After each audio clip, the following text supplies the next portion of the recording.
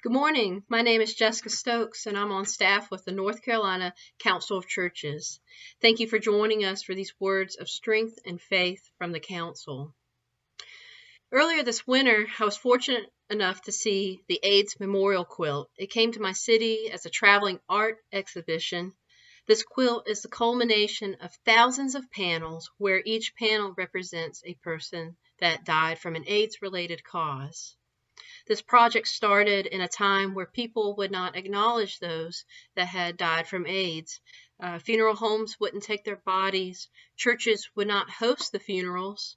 And there was a deep lack of dignity and humanity if you died from AIDS. Yet these people's stories lived on. The quilt shows stories of resilience, strength, courage.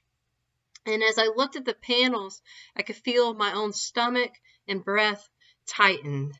I was inspired and sad. I was learning and realizing how my own story was formed by these sacred persons that were held by God. Even when doctors, ministers, maybe even their own parents would not hold them, they were still held by God. And so then, of course, now there was a lack of fear, a lack of testing, gatekeeping of resources, disillusionment of reality, truth tellers were silenced, and there was an overall distrust in the government. Does any of this sound familiar to you? And even though their bodies didn't continue on, their stories did. Even though their physical presence was limited, they still continue to teach us. Isn't that the same with many saints? Isn't that the same with Jesus? And so these people, they taught me so much from the stories captured on these quilts. I felt as if I knew them. I didn't know any of them, but I felt so close to these people, it almost felt as if I was visited by them. Howard Thurman, the theologian and civil rights leader, writes in his book, The Inward Journey, how we are always visited, even when we feel most alone. He explains that we are never alone, always visited by God or by those that God sends, and through ideas, inspiration, maybe memories, the cumulative energy found in a memory that is in being alive, or maybe found in hope, peace, or love.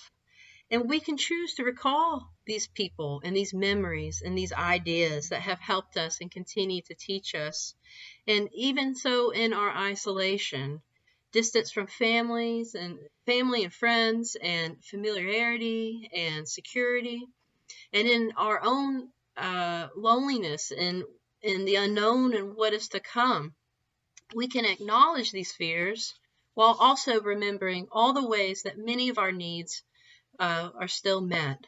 We have been visited in a multitude of ways. We can recall how God has kept us. We can rest knowing that our memories of resilience and preservation from previous hard seasons are ingrained into our emotional muscle memory. We have been in hard times before, and then too, we were visited by God in the love that God sends through others. We were held then, and we are held now. So let us remember the good we know exists. Let us remember the times that we have been visited by a thought of peace, a memory of love, or equipped by a lesson of perseverance.